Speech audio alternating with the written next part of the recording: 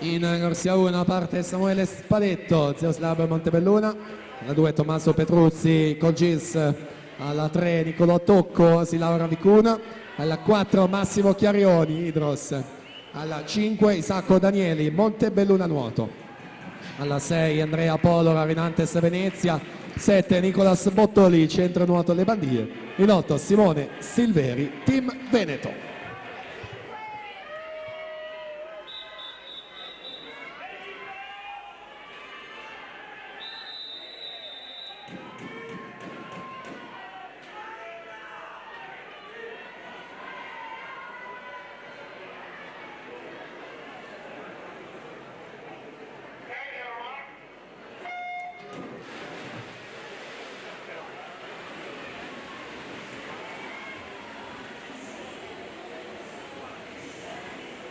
Finale 2 stile ragazzi, record della manifestazione è di Alessio Gerardin e Giovanni Gallina, 1,52 e 69.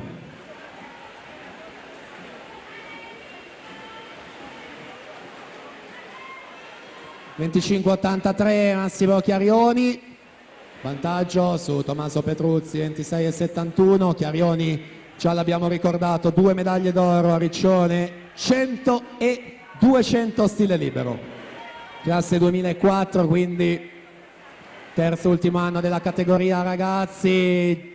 Netto il suo vantaggio ai 100 metri, passa in 53,95. Tommaso Petruzzi 56,70, Isacco Danieli 57,64.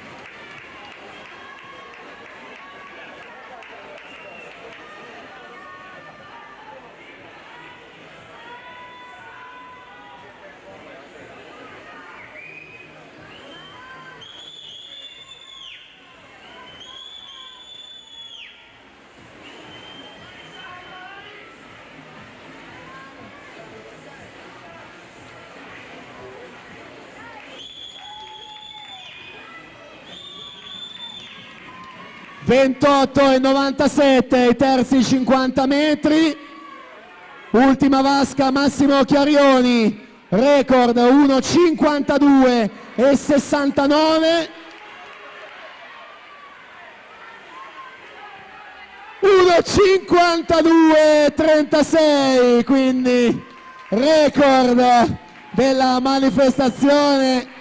Soddisfazione per lui e gran bella prestazione ancora una volta per essere soltanto al 4 di gennaio. 1,52,36 primato e vittoria Massimo Chiarioni.